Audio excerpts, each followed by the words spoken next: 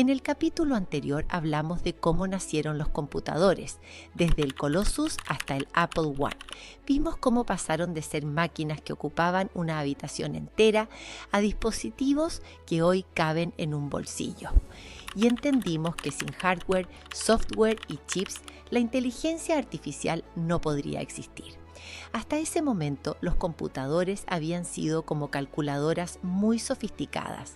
Nosotros les dábamos instrucciones paso a paso y ellos las ejecutaban al pie de la letra. Como explicamos anteriormente, si querías que un computador reconociera un gato, había que programarlo exactamente para esa tarea.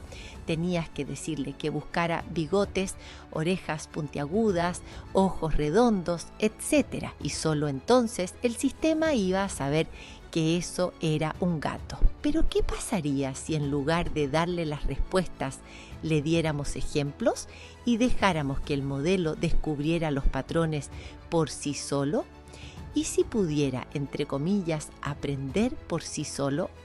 Esto es exactamente lo que hoy llamamos aprendizaje automático o Machine Learning por su nombre en inglés. En lugar de entrenar un modelo para que resuelva un problema o desafío específico como, por ejemplo, reconocer a un gato, lo entrenamos para que tenga la capacidad de aprender a reconocer a un gato y a distinguirlo de un perro e incluso de un animal de la familia de los felinos y que podría parecerse mucho a un gato. Es, como hemos comentado antes en otros temas, la diferencia entre darle al sistema un pez versus enseñarle a pescar. La programación tradicional sería como darle el pez. Se programa el modelo diciéndole exactamente qué hacer en cada situación y frente a cada nuevo desafío. El Machine Learning, en cambio, es como enseñarle a pescar. Se le entregan al modelo las herramientas que necesita para que aprenda de los datos con que se le entrena y para que haga predicciones sin haber sido directamente programado para esas respuestas. Así es como aprende nuestro cerebro. Así es como te lo voy a contar todo desde el principio. Soy Marcela Tocornal y esto es tu dosis de historia y actualidad por Ilumarse. Seguramente en el colegio aprendiste que el cerebro está formado por neuronas. Las neuronas son células que se activan con señales eléctricas y se comunican entre sí a través de unas conexiones especiales que se llaman axones. Las neuronas son la unidad básica del sistema nervioso y aunque son microscópicas, hacen un trabajo monumental. Nos permiten pensar, recordar, movernos, sentir, etc. Cada neurona se conecta con muchas otras, recibe señales eléctricas a través de unas pequeñas ramificaciones que se llaman dendritas. Procesa esas señales en una zona central que se llama soma. Y si la señal es lo suficientemente fuerte, la envía por un cable largo que se llama axón. Al final de ese axón están las sinapsis, que son como pequeños puentes que conectan una neurona con la siguiente. Cuando una neurona se activa, lo que hace en realidad es enviar una señal eléctrica a otras neuronas a través de esas sinapsis o puentes. Es un sistema increíblemente complejo, pero con una lógica básica que llevó a muchos científicos a preguntarse si sería posible construir una neurona artificial. Y si era posible construir una neurona artificial, entonces ¿sería posible hacer que las máquinas aprendieran como lo hace el cerebro? Esa fue la chispa. Ese fue el punto de partida para la fascinante historia que ahora te voy a contar. Vamos a resumir cómo funciona una neurona biológica. La neurona recibe señales o inputs a través de sus dendritas. Estas señales pasan al cuerpo de la neurona conocido como soma. Allí se realiza una suma ponderada de las señales recibidas. ¿Qué quiere decir esto? Que no todas las señales tienen la misma importancia. Algunas pesan más que otras. Por eso hablamos de una suma ponderada. Cada señal tiene un peso distinto. El resultado de esa suma se transmite a una zona especial llamada cono axónico. Y si ese resultado supera un cierto umbral mínimo, entonces la neurona dispara una nueva señal, que es conocida como potencial de acción. Si, en cambio, la suma ponderada no supera el umbral, la neurona no hace nada y permanece inactiva. Se queda en reposo. El estado de la neurona, ya sea activa y encendida o inactiva y apagada, viaja por el axón y se transmite a otras neuronas a través de las sinapsis o puentes que las conectan. Puedes pensarlo de esta manera. Las neuronas son como interruptores eléctricos. Si la señal que reciben es suficientemente fuerte, se encienden.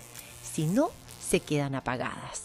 Aunque esta es una descripción muy simplificada, es lo único que necesitamos para entender el modelo matemático de neurona artificial que propusieron McCulloch y Pitts en 1943. El modelo de McCulloch y Pitts se conoce como neurona MCP por las iniciales de sus autores. Tenía 3 principios básicos. El primero decía que la neurona solo puede estar en 2 estados, encendida o apagada. La neurona activada iba a estar representada por el número 1 y la inactiva por el número 0. El segundo principio es que la neurona tiene varias entradas. Si una sola de esas entradas es 0, entonces la neurona no se activa, sin importar lo que digan las otras entradas. Esta es una ley muy estricta y se llama la regla de inhibición. El tercer principio decía que si no hay ceros y la suma de los unos es mayor al umbral de activación preestablecido, entonces la neurona se activa y envía una señal hacia la siguiente neurona. ¿En qué fallaba este modelo?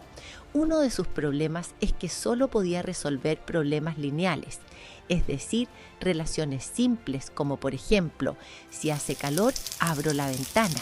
Estaba claro, pero no podía lidiar con situaciones más complejas, como por ejemplo, si hace calor y a la vez hay mucho ruido afuera, entonces mejor no abro la ventana, sino que prendo un ventilador. La función del modelo estaba predefinida. La neurona no podía aprender a partir de los datos que se le entregaran, no ajustaba sus decisiones según la experiencia que adquiría. Además, la regla de inhibición del 0 era demasiado restrictiva. Bastaba con un solo 0 para apagar la neurona, aunque todas las demás entradas fueran positivas. Aunque el modelo de neurona de McCulloch y Pitts no servía para crear una máquina inteligente que imitara al cerebro humano, fue un tremendo hito. Era la primera vez que alguien había traducido el funcionamiento de una neurona biológica a un modelo matemático que podía ser implementado en una máquina. No era capaz de entrenar una máquina que pensara como un humano, pero sí fue la primera piedra de lo que vendría después. El modelo MCP fue capaz de generar un entusiasmo enorme en la comunidad científica y se acrecentaron los deseos de seguir avanzando. Eso es lo que le pasó a Frank Rosenblatt. Rosenblatt era un psicólogo y trabajaba en la Universidad de Cornell en Nueva York. Pasaba días y noches en vela trabajando para desarrollar un modelo de red neuronal que hiciera realidad el antiguo sueño de crear una máquina inteligente. Este sueño ya había reunido 2 años antes en la Universidad de Dartmouth a varios matemáticos y científicos para un desafío muy especial. Todos ellos partían de una premisa que era muy audaz.